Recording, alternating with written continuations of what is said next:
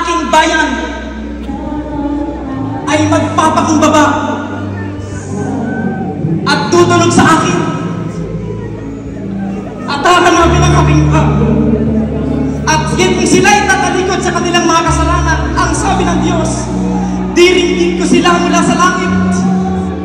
Patatawarin ko ang kanilang kasalanan at papagalingin ko ang kanilang bayan. Ista ng bantayan, makinig kayo ng maigi. Kung sa gabing ito, ang ista ng bantayan ay magpapakumbaba sa harapan ng Diyos, ito ang kanyang pangako. Mula sa langit, diringgin ko ang inyong mga panalangin. Ang sabi ng Panginoon sa pamamagitan ni Propeta Isaias, hindi maikli ang aking kamay upang hindi ko kayo maabot at hindi rin ako bingi upang hindi ko kayo marinig. Ngunit ang inyong kasalanan ay hadlang para sa inyong mga panalangin. Minamahal, kung naririnig mo ang salita ng Diyos sa gabing ito, huwag mong tigasan ang iyong puso dahil ito ang araw ng iyong kaligtasan.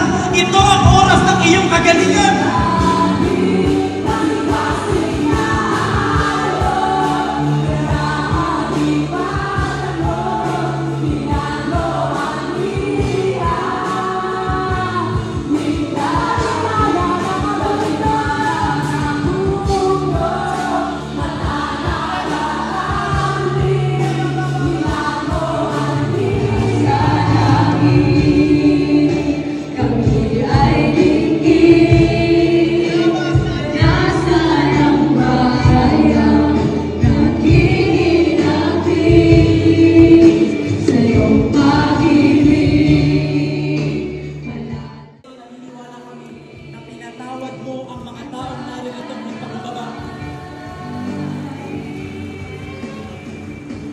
Kami ay sumasamba sa isang buhay at makapangyarihang Diyos.